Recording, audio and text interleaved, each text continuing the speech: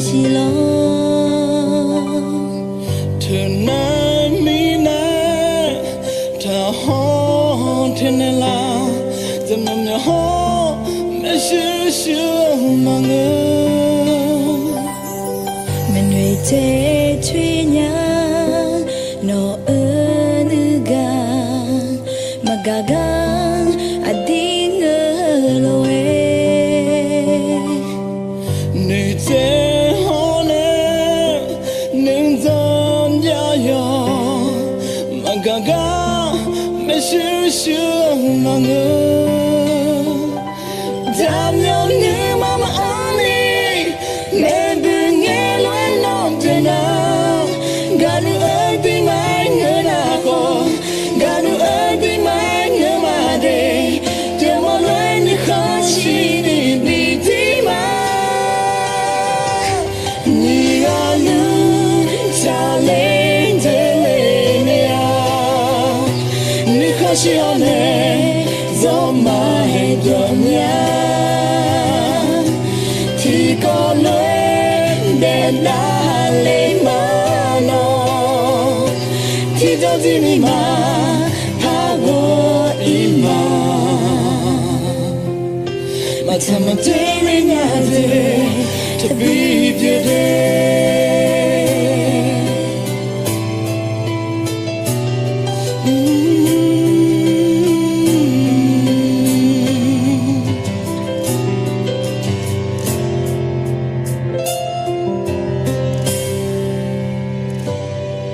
mà ra thuê nhà nó ơ nữ gà dầm nhầm nhỏ ho mấy chữ ơn chỉ lo thường nay mi nay thà ho thiên la dầm nằm nhà ho mẹ xưa xưa mà ngơ mình về thế thuê nhà nó ơ nữ gà mà gà gan à đi ngơ lo nữ chế ho nè nương dân ya ya mà gà gà mẹ xưa xưa mà ngơ dám nhau như mama ani mẹ đừng nghe lời nói thế nào gà nữ ơi đi mai nhớ đã có gà nữ ơi đi mai nhớ mà để nữ chế ho nè na nó anh em đi mà nhị gà nữ cha lên thế lên nhà nữ khó chỉ on hè gió mai đường nhà thì có lối để đã lên mà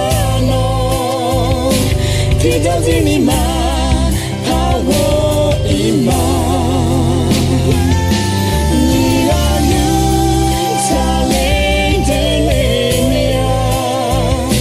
nữ khó chỉ on hè gió mai đường nhà